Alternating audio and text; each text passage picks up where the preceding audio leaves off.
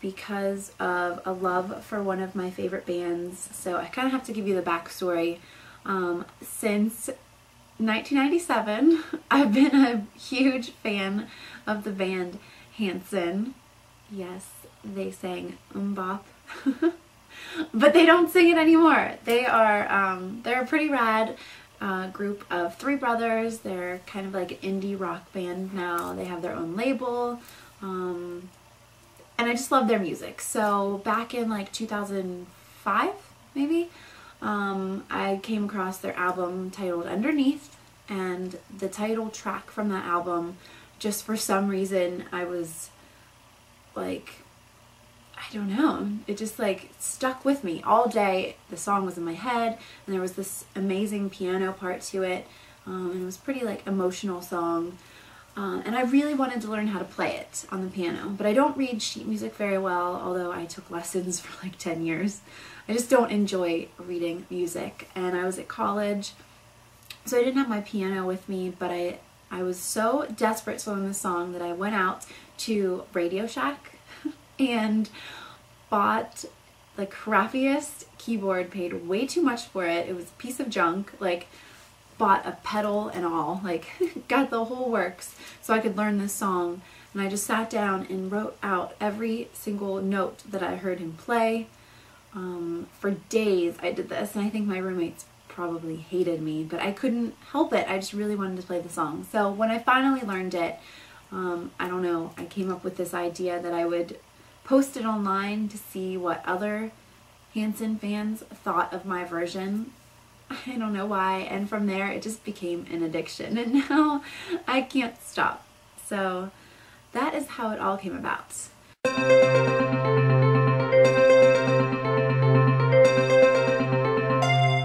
So I just want to be very clear here. This question is, how did your Hanson obsession get started? And I'm not claiming to be obsessed. It is one of the questions.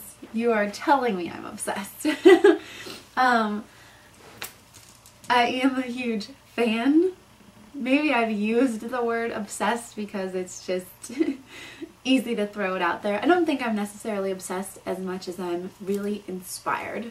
I just think that they're really talented songwriters and musicians and singers. They just put a lot of emotion into their music, and they write about sort of relevant things that everyone is going through or has gone through, and it's not just all love stories and like let's go get drunk. So that's why I appreciate and get a lot of inspiration from them, plus the fact that I'm just in love with Taylor's voice. I think he has one of the best voices ever. Not that it's the greatest sounding or has the biggest range, but there's just so much emotion in it, and you really feel like you're feeling everything he felt when he wrote the song. And same for his piano playing. I listen to their songs and say, I hope I can be as good or better.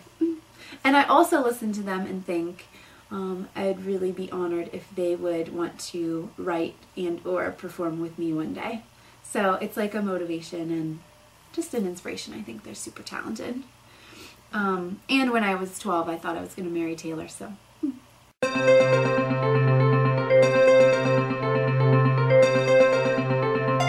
I was like a classically trained at piano, took vocal lessons for most of my life. I haven't taken a lesson in quite a few years now, but I have the foundation, like I know the basic techniques.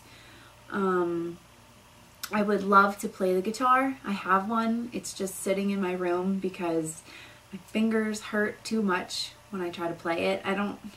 I've restrung it. I've done it all. I've tried everything. I can't do it. I just need someone to teach me, basically, because I give up. I need like a personal trainer for the guitar. Someone to be like, push through it, but I don't have one. I tried to play the drums for like a week or so, and my mom, this was when I was younger, my mom was like, she couldn't take it anymore. So I'm sticking with the piano and singing. But other than that, I guess my love for performing probably started when I was 2.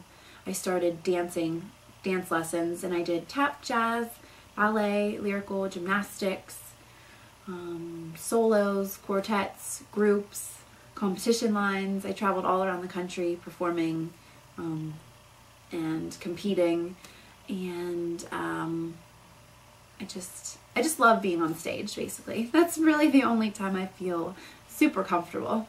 Other than that, I'm kind of a shy person.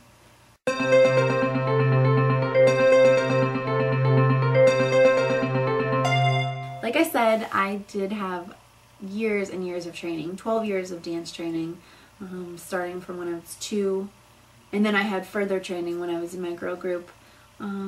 Tap, jazz, ballet, gymnastics, lyrical, cheering, you name it, I probably did it.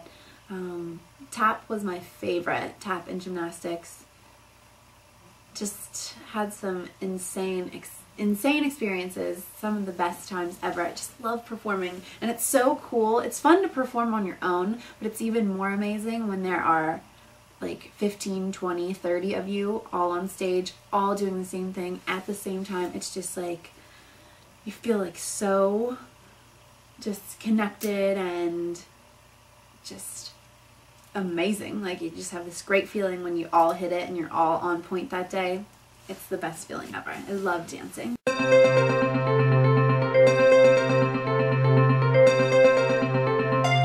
This started once again with my love for the internet. I was 15 and online one day, and a banner came up on the website I was on saying something like, you know, can you sing? Would you like to be in a girl group? Are you as hot as Destiny's Child? Blah, blah, blah, blah. And I was like, yeah, yes, yeah. But I was only 15, and the auditions were in New York City, and I live in wild and wonderful West Virginia, and so there was no way I was going to New York for this, and I didn't even think my mom would approve of me auditioning in the first place, so I made a cassette tape of myself singing over top of a Britney Spears karaoke song, Sometimes. Sometimes I run, sometimes. Yes, that is what I sang. And the Star Spangled Banner.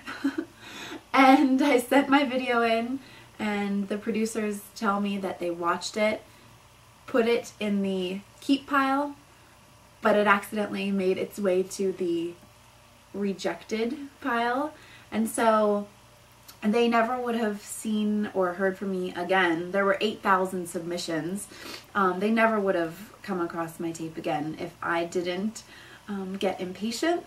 I was like, hey, I'm pretty good. I don't know why they're not calling me. So I went back to the website, found the producer's phone number, called him, sang for him on his voicemail, and they called the next day, I believe, while I was in school.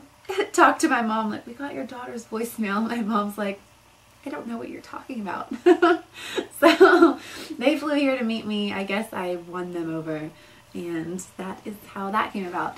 We did a demo and got signed by Warner Brothers in the long run, made a full-length album, did some touring, went to Switzerland and did some shows, and it was just an unfortunate time in the industry, and with September 11th and all of that was going on, we just sort of never got released. So we asked to be let go, and I went to college and realized I still loved music more than anything, and now I'm back at it. So I couldn't get away for too long.